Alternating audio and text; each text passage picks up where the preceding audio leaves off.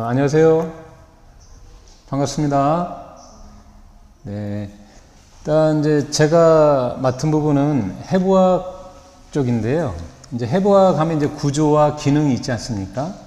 근데 구조는 이제 우리가 반드시 알아야 될 내용이지만 그 기능을 우리가 이해하는 게 인체를 보다 더 넓고 그리고 효율적으로 재활하는 데 도움이 되니까요. 그래서 저는 기능의학적으로 좀 말씀을 드리려고 합니다. 제목은 이제 발의 구조와 생체역학인데요. 제 소개는 이제 이렇게 쭉 보시면 되겠고요. 목차는 크게 네 부분으로 나눠서 진행하려고 합니다. 이게 무슨 뜻일까요? 2%와 25%. 발의 구조는 인체 면적의 2% 정도뿐이 안 됩니다. 굉장히 적죠. 그러나 그 2% 면적 안에 골격과 근육 이런 것들이 각각 25% 정도를 차지하고 있다는 얘기입니다. 그러면 골격과 근육이 무슨 역할을 하냐면 뼈 같은 경우에는 이제 우리 인체를 지지하는 역할을 하는 것이고 근육은 우리의 움직임을 조절해주는 중요한 것들이잖아요. 그러한 구조물들이 발에 다 집중되어 있다는 것이죠. 그만큼 발이 인체의 구조와 기능적으로 미치는 역할이 굉장히 크다는 것을 우리가 이제 알 수 있습니다. 그러면 우리 인체에 가장 영향을 많이 주는 게 뭐냐면 이 중력이죠. 중력과 그 다음에 그 중력에 대항하는 청력, 지면반력이라고 그러는데 이 중력을 온전히 떠받치고 있는 게 이게 발이잖아요. 그래서 발에 문제가 있으면 인체 전반적인 문제를 유발할 수 있다. 이렇게 우리가 볼 수 있는 건데 이렇게 시상면에서 일직선으로 있는 걸 우리가 이제 플럼 라인이라고 얘기합니다. 이 선에 8군데가 모여 있어야 돼요. 그렇지만 이 중심은 발로부터 우리가 기준을 잡습니다. 모든 물건을 쌀 때 위부터 싸는 게 아니라 아래부터 하나씩 싸가니까 그 아래가 기준이 되는 것이죠. 그러면 이제 우리 발을 보면 바깥쪽에 그 복숭아뼈라는 게 있지 않습니까? 그 복숭아뼈 약간 앞쪽에 이제 중심이 되고 그것이 이렇게 쭉 일직선으로 올라갈 때 각 관절들이 요 선에 만나는 곳이 8군데가 되는 겁니다. 이게 일치할 때 우리 몸이 가장 안정적으로 있을 수 있는 거죠. 여러분들이 이제 인체를 볼 때 이런 관점을 잘 보셔서 이 중심선에서 무릎이 앞으로 나왔다. 그러면 이제 무릎이 과하게 굴곡이 됐고 그로 인한 어떤 근육의 균이 깨졌다. 이렇게 볼 수 있는 것이죠. 그리고 이제 요즘에 핸드폰을 많이 보다 보니까 고개가 앞으로 많이 나간 거북목 증후군이지 않습니까? 그럼 그 거북목이다라는 그 기준은 뭘로 보냐면 요 어깨 중심에서 이공, 귓구멍이 앞으로 많이 나갔느냐 안 나갔냐 이것이 되는 것이죠. 그래서 모든 기준은 밑에서 본다는 것을 우리가 알면 좋겠습니다. 다시 한번요. 어깨 중심. 우리가 이제 어깨를 만져보면 그 어깨 중심 있지 않습니까? 어깨 중심에서 귀가 앞으로 나가 있으면 이걸 우리가 거북목 증후군이라고 얘기하는 것이죠. 그러면 그 목에 굴곡하는 근육, 목을 뒤로 당기는 신전 근육에 이제 균형이 깨져서 뒷목이 땡긴다, 머리가 아프다, 눈이 피곤하다, 기타 등등의 증상을 많이 유발할 겁니다. 상당히 중요한 부분이죠. 그 다음에 우리가 이제 관상면에서도 볼 때도 어떤 기준점이 있는데요. 그 기준을 뭐 세밀하게 나눌 수도 있지만 크게 8군데로 나눠 볼 수 있습니다. 요 귀 있죠.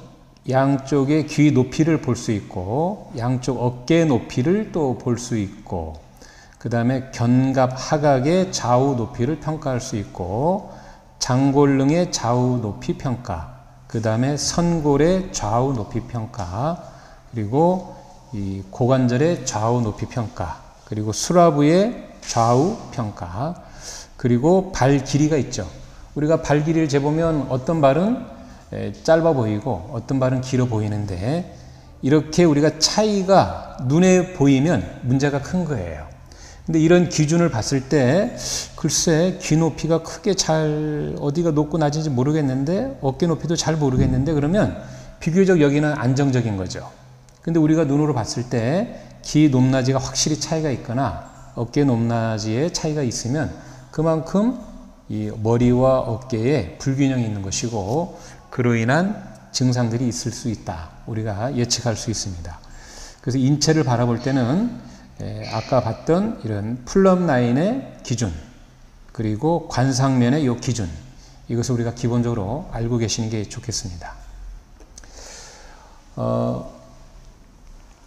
우리가 지금 이제 필라테스, 요가 이런 쪽에 전문가, 지도자분들이신데 이런 자세가 일반인들은 쉽지 않죠. 그러나 이런 자세를 꾸준히 우리는 요구합니다. 왜 이런 자세를 요구할까요? 그만큼 인체의 균형을 잡는 데 도움이 되고 그리고 어떤 기능을 향상시키는데 도움이 되기 때문에 이런 자세를 계속 우리는 회원들한테 요구하는 것이죠. 지도하는 것이고. 근데 이게 쉬운 동작은 결코 아니죠. 그러나 좀 노력하면 또 누구나 가능한 이야기입니다. 요것은 어떨까요? 아무나 못할 그런 느낌이 들죠. 이런 균형을 잡는 게 한두 번 가지고는 안 될 거고 10번 정도 해도 안 될 거예요. 수많은 노력을 통해서 이런 결과물을 얻을 수 있는 거죠. 근데 이런 분들은 이것만 꾸준히 노력하신 분들은 일반인들보다는 쉽게 할 수 있을 겁니다. 왜 그럴까요? 그만큼 이걸 균형을 잡으면서 그 사람의 손의 감각이 뇌로 들어오고 뇌는 그거를 인지하게 되고 그리고 뇌가 인지했다는 얘기는 몸이 그만큼 습관, 적응이 됐다는 얘기거든요. 결국은 우리의 모든 행동 패턴은 뇌가 인지할 수 있을 때 이러한 것들을 자연스럽게 만들 수 있습니다. 이런 자세도 결국은 뇌가 인지함으로써 가능한 이 자세가 되는 것이죠. 그래서 우리가 기능신경학이라는 것을 그래서 이해할 필요가 있는 겁니다. 자, 그러면 우리가 이렇게 어떤 특정 자세를 취합니다. 그러면 이 자세를 누군가가 인지해야 되겠죠. 그런 것들은 요 발에 있는 수용기라고 합니다. 이 관절에서 내 위치가 어떻게 있는지를 감지하는 수용기가 아주 많이 분포되어 있고요. 그 다음에 피부, 근육 이런 모든 감각기를 통해서 나의 위치, 자세를 이렇게 쭉 내려 보내주죠. 그럼 뇌에서는 이런 것들을 종합적으로 판단해서 조금 문제가 있을 때 그거를 균형을 잡기 위해서 이 운동신경이 내려와서 또 역시 조절을 하게 됩니다. 자, 이런 전 과정이 들어갈 때 우리가 어떤 의식도 상당히 중요합니다. 이렇게 균형을 잡으려고 하는 의식이 있어야 내가 이렇게 쓸 수 있고 몸이 그렇게 반응하는 것이죠.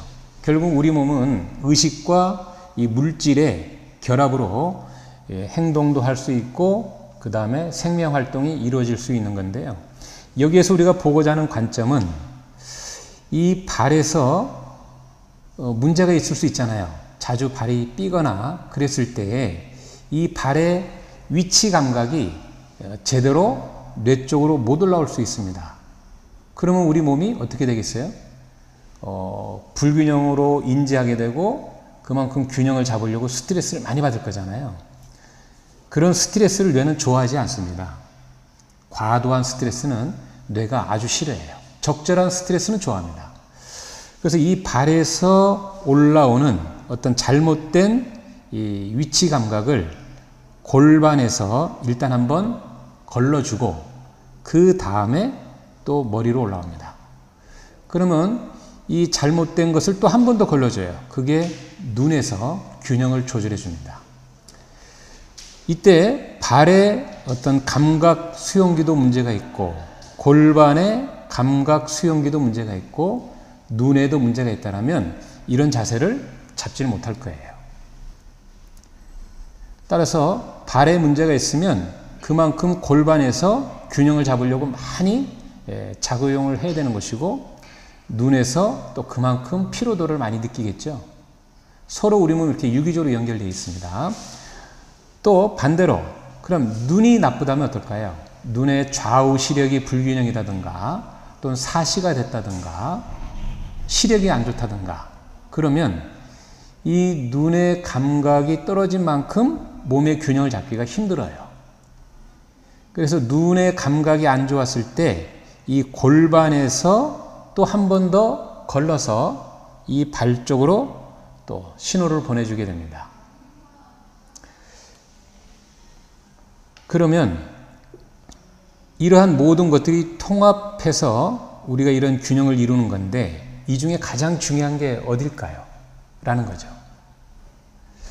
1차적으로는 아까 보여드렸지만 이 발의 구조가 모든 인체를 떠받치고 있는 구조이고 그리고 나의 위치를 전달해주는 중요한 기관이기 때문에 바른 체형을 유지하기 위해서는 그리고 뇌에 스트레스를 주지 않기 위해서는 이 발을 잘 보는 게 상당히 중요하다 볼 수 있습니다. 아까 봤던 그런 수용기에 문제가 있으면요 몸의 불균형도 있지만 이런 멀미 증상도 유발할 수 있다는 겁니다. 우리 몸이 계속 흔들리고 있다는 것을 빨리 조절 못하면 그것이 멀미 증상으로 나타날 수 있는 거거든요.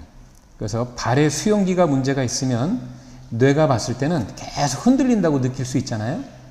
그러면 뇌에서는 그 균형을 빨리빨리 잡아줘야 되는데 못 잡아주면 내 몸이 계속 흔들리고 있구나, 어지럽구나. 그런 현상이 바로 멀미가 되는 겁니다. 그래서 멀미 잘하는 분은요, 이 발 때문에도 그럴 수 있고요. 그 다음에 엉덩이로 우리가 안고 있으면 엉덩이에 그 수용기, 감각기에 문제가 있어도 멀미를 잘할 수 있어요. 그리고 눈에 문제가 있어도 멀미를 잘할 수 있고 귀에 문제가 있을 때도 멀미를 잘할 수 있습니다. 그러면 이 인체에 대해서 할 이야기가 많긴 한데 이 귀에 문제가 있을 때 그럼 우리는 어떻게 검사하고 또 운동을 통해서 치료해 줄 것이냐 이런 것도 상당히 중요하죠. 그럼 이 귀랑 가장 관계가 있는 곳이 어디냐라면 이 턱관절입니다. 그럼 턱관절하고 가장 또 매칭되는 데가 어디냐면 골반입니다. 그럼 골반에 가장 많은 영향을 주는 구조물이 뭐냐면 신장이고요. 근육으로는 장요근입니다. 결국은 우리가 중이염, 이명, 내 몸의 균형을 잘 못 잡는다. 그러면 근육으로는 장요근을 보는 게 상당히 중요하고요. 장기로는 콩팥 보는 게 중요하고요. 그 다음에 관절로는 골반과 악관절을 보는 게 상당히 중요합니다. 이런 것들을 개선하지 않고 우리가 특정 자세만 회원들한테 요구한다면 물론 노력을 통해서 좋아지긴 하지만 인체로 봤을 때는 억지로 그 균형을 잡는 거예요. 그러면 인체가 균형을 잡기 위해서 노력한 만큼 실은 문제가 생기는 거예요.